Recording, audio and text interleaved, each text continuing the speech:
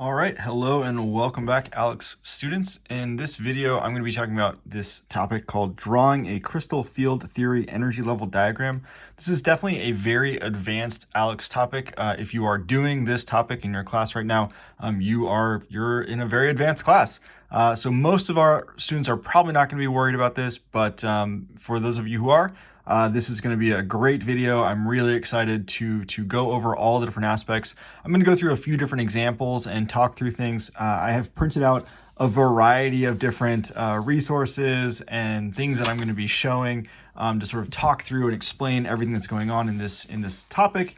So let's go ahead and just jump into it. The first thing I've done here is just drawn out what this octahedral iron Br6 complex looks like, right? So I always want to have like a good visual cue to sort of see what's going on and, draw it out in 3 dimensions and sort of, get a good picture, a good idea of what's going on. The next thing I would do from here, and I would encourage you for all of these, I'm not going to draw this out necessarily for all of them, but I would encourage you to do that as you're working through this. The next thing I would do is actually just sort of think about, well, what does this really represent and what does this mean? Each of these bromines is going to be a -1 ligand. So if I think about, if I just sort of separate out this bromine from this iron, I know that, what's my source of bromine going to be? It's going to be Br, and we could even like draw in our little Lewis dot diagram, Br minus, right? That's going to be my source of bromine ligands. And then I can sort of do a little bit of basic math. If I've got 1, 2, 3, 4, 5, 6, that's going to be a -6 charge, and then that means my iron center must have an overall charge of +3, right? So this information here is sort of going to be probably the first thing you're really going to want to do when you're looking at this type of, breaking down this sort of complex complex topic with these complex ions. Is to figure out what the oxidation state on your metal is. And that's really going to be based off of the overall charge of the complex and then the charges on your ligands. And so you sort of need to know that the bromine is going to be -1. We'll go through some other examples with neutral ligands and what that looks like. But, suffice it to say, that's going to be step 1. Now that I've figured out what my oxidation state on iron 3+ is, I really need to figure out what the electron configuration is. So I'm actually going to write out some steps here. So step 1, we want to know what the oxidation state of metal is. And so we've got that iron 3+. Step 2 is going to be to figure out the electron configuration. Electron configuration of metal. And if I've got iron 3+, and again, we had to figure that out first, right? The oxidation or the electron configuration of that, if I wanted to write it out in noble gas configuration. So first we'd want to find iron, right? So we've got iron here. So we know that we've got, we filled the argon, and then we're going to go 1, 2, 3, 4, 5, 6, 7, 8. So iron normal electron configuration is going to have 8 electrons after filling argon. But since we're iron 3+, then our electron configuration is actually going to be argon. So we're going to take that core, argon core, and then it's going to be 3d5, right? 1, 2, 3, 4, 5, 6, 7, 8. Yeah. So let's just talk about that a little bit, how I'm getting there. So when we're talking about electron configurations, so we know that, to get our noble gas core, we're just going to start here. And then here we've got our 4s, and then we're starting our 3d, right? So 4s, 3d. Now, since iron has a charge of 3+, that means we've lost 3 electrons.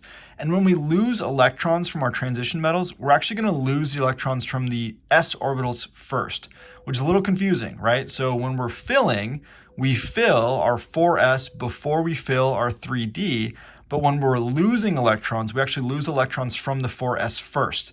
When they're filled, they drop down in energy level a little bit. So when we lose electrons, we're actually going to lose these s electrons first.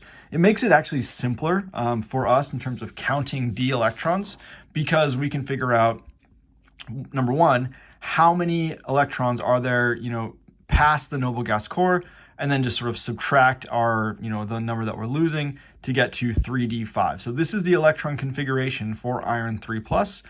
If you've got any questions about that, certainly leave a comment below, but that's, you'll see that pattern as we go through the other examples as well.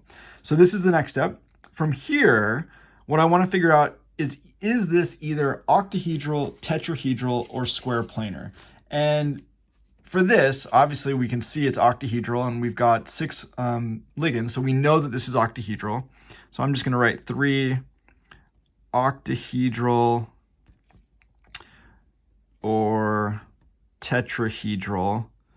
I guess also it could be or square planar. I did not see any examples of square planar come up in here, so I'm really just going to be talking about octahedral versus tetrahedral, but theoretically, and maybe once you get more advanced, you'll get into some square planar examples. And in this case, this is definitely octahedral. We can see that we've got 6 ligands. We've drawn it out here. But choosing between these two, that's really going to be the next step.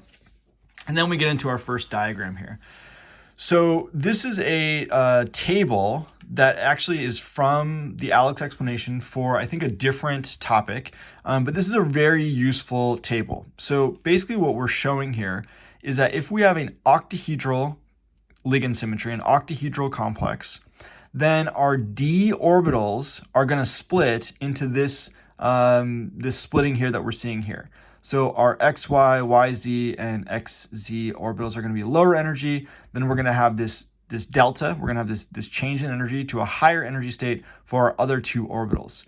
If it's tetrahedral, it's actually just flipped. So in the tetrahedral arrangement, we do get splitting of our d orbitals again, but we're going to have this sort of configuration where the z squared and x squared minus y squared are lower energy slightly, and then the xy, yz, and xz orbitals are slightly higher energy, and again, we've got this delta here between the energy levels of our d orbitals. And just as a refresher, I want to go back to, let's look at what our d orbitals look like, right? So here are our d orbitals. We've got our xy, yz, zy orbitals. Those are in between those different axes. And you can see that they all look essentially the same, but our axes are changing here. So these are going to be in 3 dimensions. And then our dz squared is this funny looking one. It's almost like a p orbital, but it's got this donut around it. And then our x squared minus y squared is on the x and y axis. So these are what the orbitals actually look like. And the splitting that we're talking about is, in a normal, if we don't have any splitting, then these 5 d orbitals are all at the same energy level. But when we create this complex ion, they're actually going to split into energy levels. And if we really want to dig into it, the reason that we're getting this splitting is because of the orbital overlap. When we have 6 ligands versus 4 ligands, we're going to have different interactions, right? Different orientations of the ligands coming in here. And that's going to change the energy level, the relative energy levels of our different orbitals. So take-home message is that if it's octahedral, we're going to have 3 boxes on the bottom. If it's tetrahedral, we're going to have 2 boxes on the bottom. These are also referred to as the T2G and EG, or T2G and EG. So you might see that or hear that, from time to time. I think it's actually, yeah, it's on this diagram here. This is showing our octahedral arrangement, where our T2G orbitals is referring to these orbitals, and our EG orbitals is referring to these 2 orbitals up here. So hopefully that makes sense. Basically, the take-home message, you need to decide which one is it, octahedral versus tetrahedral. There's also this square planar where you can see there's some other crazy stuff going on. Like I said, I don't think that I saw any examples for square planar, but if you're getting into more advanced stuff, you certainly will. But for now, we're just going to decide, which one is the T2G on the bottom, or is the EG on the bottom, for our octahedral versus tetrahedral. Okay, so we've chosen octahedral. And since we chose octahedral, that means, I'm going to start drawing our orbitals over here, that we're going to have our 3 orbitals on the bottom, and we can label those as xy, yz, and xz. I want to make sure I keep all of that straight. And then our other 2 orbitals are z squared and our x squared minus y squared. They're going to be at a higher energy level than these orbitals here. So this picture that we're drawing here is really just going to be dependent on octahedral versus tetrahedral, and it's either going to be this picture that we're seeing here or this picture that we're seeing here. And then that delta that I was talking about, that's going to be the distance, essentially, between these two energy levels. And that's going to be relevant for the very last piece of this puzzle, if we have a high spin or a low spin system. So step 4, we need to determine high spin or low spin. And to do this gets a little bit more complicated, I think. So in the explanation, ALEKS has this explanation here that says to decide whether a complex is high or low spin, you can usually follow these rules. So the stronger the electric field created by the ligands, the larger delta will be. So this delta here is really the determining factor of if this is going to be high spin or if it's going to be low spin. And the more likely the complex is low spin, that's part of that. Ligands can be arranged in the spectrochemical series from weak field ligands, which usually produce high spin complexes, to strong field ligands like these, which usually produce low spin complexes. So the take-home message here is that when we start filling in electrons, basically what we're looking for is if this distance here, if this delta is actually pretty small, then we're actually going to end up with a high spin complex where it makes more sense for the electron to jump up to a higher energy level and fill an empty orbital than it does to pair with another electron. So if these fill in first and we're deciding, okay, where's that fourth electron going to go, right? One electron here, one electron here, one electron here. And then we need to decide where does the fourth electron go. If this delta is really small, if it's a small delta, then that electron it's more favorable to jump up to a slightly higher energy level but be unpaired than it is to pair at this lower energy level. So that's sort of the reason why you would have high spin versus low spin. And then these different ligands are going to affect this delta, in different ways. So the best advice I have for you basically is to sort of, take it slow, take it one step at a time, work through the process and then decide, is it high spin or is it low spin? And sort of be very, very, I don't know, slow. I don't know, slow is not the right word, but careful. How about that? Okay, so Br minus, we're going to look at our list up here, and it says that Br minus is a weak field ligand. So I'm going to write Br minus weak field, therefore high spin. And then let's run through what this means actually, or what we're saying here. Because it's a weak field ligand, that means that this delta is actually going to be very small. So when we go into our pairing process, it actually makes more sense for the electron to jump up to the higher energy level than it does to pair. So that means that this is going to be high spin. And let's start filling in our electrons. So now we're ready to start filling in our diagram. And we know that there's 5 electrons that we need to fill in. So these are our d orbitals, right? These represent our d orbitals. We've got 5 electrons. So the first 3 are really easy. 1, 2, 3. And now is when we need to decide, basically the step 4, is this a weak field? Is it a strong field? Is it high spin or is it low spin? High spin means that we're going to put our next electron up here. And that's really where we see the difference between high spin versus low spin. Again, the reason is that this delta is very small, therefore jumping up to a higher energy level is more favorable than pairing the electron here. And then we've got one more electron to put in, and that's that. So that is our completed picture. It's our completed diagram here for this iron Br6 complex. And this is this process that essentially we have to go through for every single one of these. Let's go ahead and do another one. Here we've got osmium with CO ligands. CO ligands are going to be neutral ligands, so that's going to be good. And we've clearly got an octahedral complex here as well. So the first step that I'm going to do is I'm going to actually just sort of write here, osmium CO6. This whole thing has a 2+ charge. CO is a neutral ligand. Therefore, osmium must have a 2+ charge, right? So if osmium has a 2+ charge, then the next thing we're going to want to do is figure out what the electron configuration is, right? So this is our step 1 here. Step 2 is the electron configuration. So we can go back to our periodic table. We can find osmium on here. So here's osmium. So this is going to have a xenon core. And then 1, 2, 3, 4, 5, 6, 7, 8 8 electrons, in the neutral state, but since it's osmium 2+, right? Osmium 2+, therefore we're going to have 6 d electrons.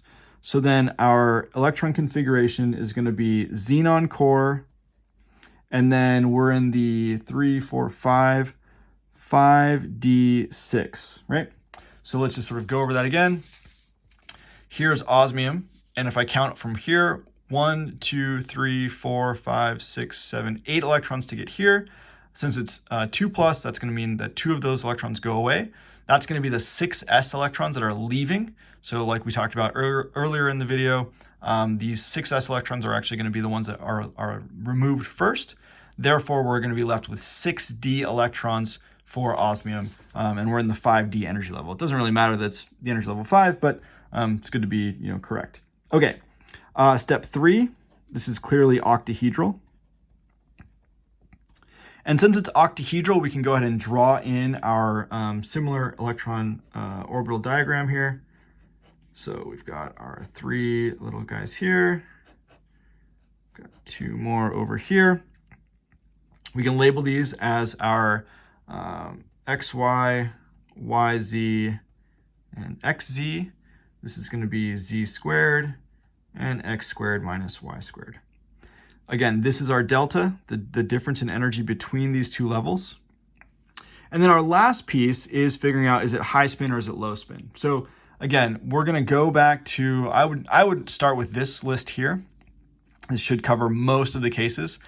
We are going to have to, we'll see pretty quickly that we don't see mention of CO. CO is not on this list here. We don't have any idea about that. So what I did is I actually searched for another spectrochemical series list. So if you just search on Google for spectrochemical series or look in your textbook, then you will find a list of ligands. So these are our list of ligands, I-, Br-, S2-, so on and so forth. These are weak field ligands, so these are going to result in high spin complexes. And then down here, we've got our strong field ligands, where that's going to result in low spin complexes. And you can see that CO here is definitely in our strong field. Same with Cn-, which I think we might see later on, or we might not. I don't actually remember. But in any case, CO is a strong field, which means that delta will be large. That's the implication there. And therefore, we're going to have a low spin complex. So that's sort of the logical progression that we would go through. If this delta is actually, quite large, is really, really big, maybe these z squared, x squared minus y squared are actually way up here, this delta is really big. When it comes time to pair electrons, it actually makes more sense to stay down here and spend the energy to pair up versus jump to that much, much higher energy level, way up here. Maybe I shouldn't have drawn these here. We'll cross these out and we'll say they're way up here, because this is such a strong field, z squared and x squared minus y squared, and delta actually has grown quite a bit. So now we're going to fill in our electrons. We've got 6 electrons to fill in. Our first 3 obviously are easy, 1, 2, 3. Now is where we need to decide, is this going to be low spin or is it going to be high spin? And like I said, because this delta is so large, because CO is a strong field ligand, it's causing this to be a large splitting, then it actually makes more sense for these electrons to stay down here and spend the energy to pair up than it does to jump to that very much higher energy level. Okay, one more and then we're going to be done. Here we've got nickel Br4. So here we've got a tetrahedral complex with a 2- charge.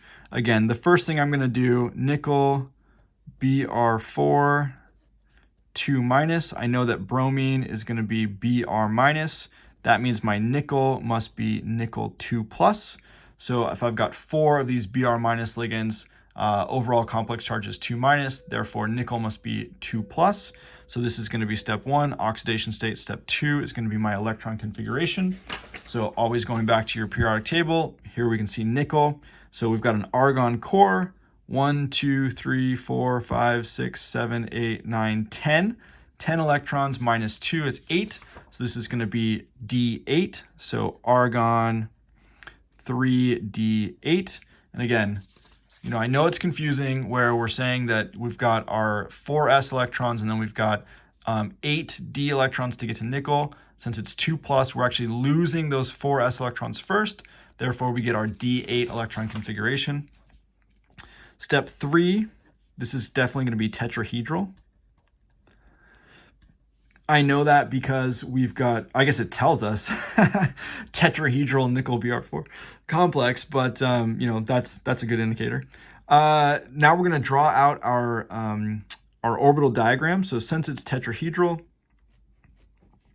our z squared and x squared minus y squared are going to be at the bottom, and then our xy, yz, and xz, xy, yz, and xz are going to be higher up. So in tetrahedral, so if we, it's flipped from our octahedral case. And then step 4, we need to determine if it's high spin or low spin. So again, we're going to go back to our little list here. And for tetrahedral, it's pretty straightforward. Because there are only 4 ligands in a tetrahedral complex, the crystal field splitting is usually smaller than P, and such complexes are normally high spin. And P is the energy that is required to pair the electrons. So these complexes are usually high spin. So we can just go ahead and say, well, since it's tetrahedral, it's going to be high spin. We're not going to pair up. We're just going to sort of, go up here. So 3d8. So I would start by going 1, 2. And then since it's high spin, I'm going to start filling it up here. 1, 2, 3 makes 5. Now we're going to drop back down 6, 7, 8. Now, in this case, it really didn't matter if we were deciding if this was high spin or low spin, because we, if we filled this in from saying it's low spin by filling these in first and then filling here, we would end up at the same spot as we did when we said it was high spin. But maybe this isn't the best example then. But if we did have a high spin complex that wasn't D8, let's say it was D4 or something like that, then it would obviously make a difference if it was high spin versus low spin. So just keep in mind that all of these tetrahedral are going to be high spin. We're going to populate up here first before we come back down and start pairing up these other boxes here. So hopefully that makes sense. If you've got any questions, definitely feel free to comment below. And thanks again for the request, and cheers.